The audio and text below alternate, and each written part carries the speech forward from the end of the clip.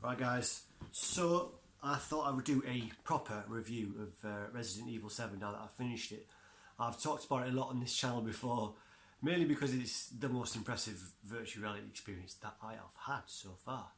I mean, that's no surprise, you know, it's obviously a AAA title, obviously designed to play on the telly as well, so Capcom poured a lot of money into it and it's got a lot of polish.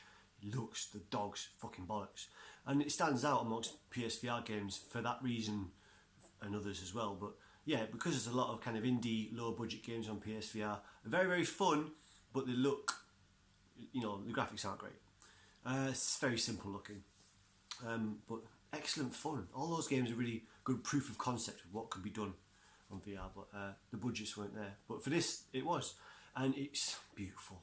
It looks really nice on the telly as well, but extra detail and extra graphical fidelity in VR has the effect of it just basically being more believable. So of course the immersion is easier, it works better, because the environment you're looking around in is just more realistic. So it fools you better. And for a game that is basically about fear, being fooled is really important. And I've said this before, but it got to the point early on where I couldn't actually play this game when I was alone in the house. I had to wait for my partner to be in the same room so I could talk to her whilst playing. Because it just freaked me out too much and I kept procrastinating. I didn't want to play it on my own. And I definitely didn't play it on my own with headphones in to have that 3D audio and such. It is that scary. I just didn't do it. So, but anyway, I kind of got over a hump, and then I just played. I had a couple of days where I just had really long play sessions and made a lot of progress, and it does get less scary towards the end of the game. Partly because you're used to it, used to being in there a bit more. Because when you first kind of get involved, you know, it's quite overwhelming. Probably because you get used to it, but also because the baddies get a little bit less scary as well. So you start off in basically a scary haunted house type thing. If you haven't played it already, of course, assuming you haven't, just describe the start of it. You walk through the woods up to this spooky house, and it's a dilapidated old wooden house, and you go in there and you get locked in, and it goes pitch black, and it's all very kind of atmospheric and moody. It just sets the mood to begin with. A few little scary things here and there, but you're really just walking around the house. But just walking around the house freaks you out enough that you feel real trepidation going from room to room and turning corners and such. And of course in VR, that the sense of presence, which is the main whole point about VR, adds to that.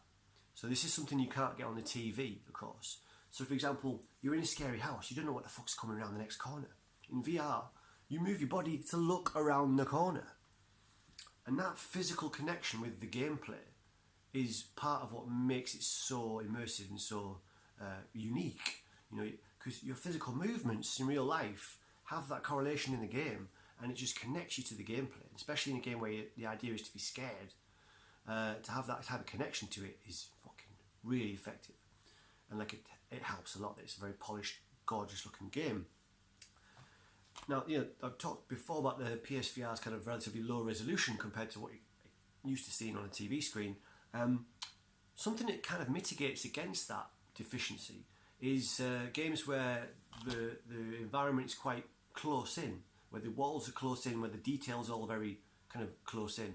Stuff gets blurrier the further out in the distance. Like in Skyrim, you know, the hills and far off objects are pretty damn blurry.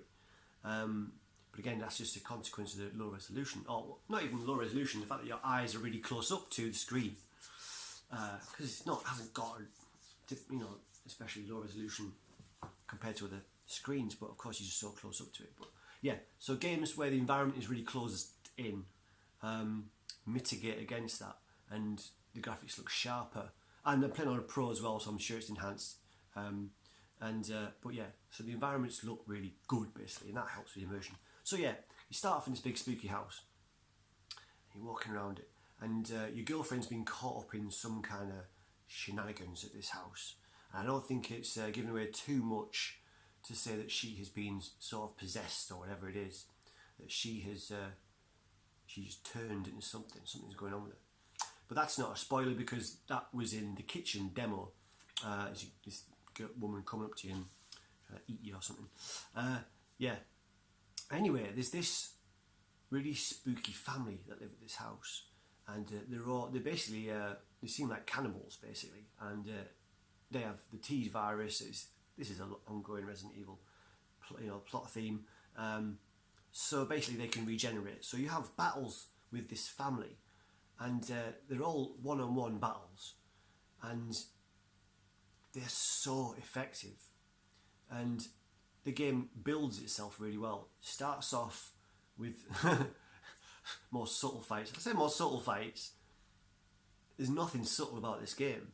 But yeah, the kind of boss fights, so to speak, that you have along the way get more and more kind of extreme in terms of, turning more and more into kind of monsters. Starting off fighting against humanoids, and it gets more and more kind of weird, but it's weird all the way through. But the encounters with the family members are something else in virtual reality as well. Again, to have that sense of presence. The character models are so big and so detailed, and of course it's first person, so this is kind of new for Resident Evil. But to have that sense of presence and just being so close up in these really dynamic fights is one of my favourite gameplay experiences ever. They have some gruesome weapons and some really unique set pieces. There's a scene in a garage that can go one of two ways without saying too much, but there's a huge difference in how that boss fight in particular can be played out. But all the kind of, I'm calling them boss fights. Yeah, it starts off that that's all you're doing.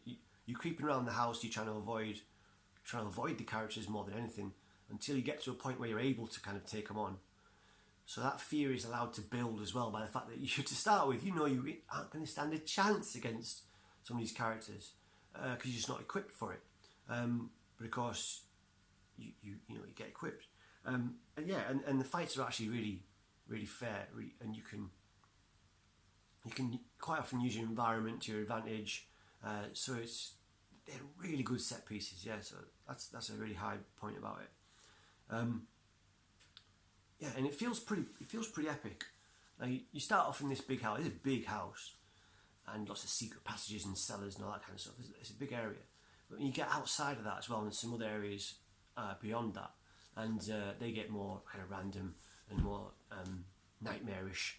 But yeah, you got some generic enemies that crop up, but they're kind of like cannon fodder.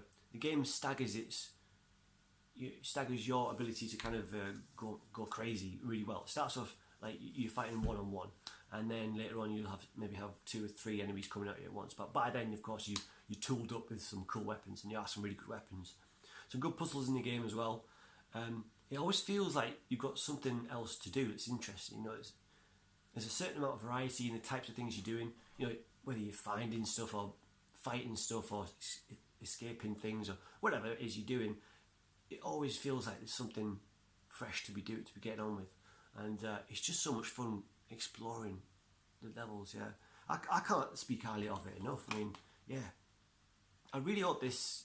I mean, Capcom's gone to the trouble of developing an engine to run VR games, so they've spent a year making it. So surely they're going to want to carry on. Doing that, converting their AAA titles into to have a VR mode. I really hope that happens, because this was fantastic. And if you ever get a chance to have a go on it, do so. That's all I've got to say. Resident Evil 7 review. Yeah, definitely my favourite VR experience so far, and one of my top games of all time. Yes, I'm saying it. Why not? We all got lists. That's going on a list. I don't know what number, but it's on a list. That's it, guys. All right. Turn the camera off. See you later. Bye-bye. Adios. Oh.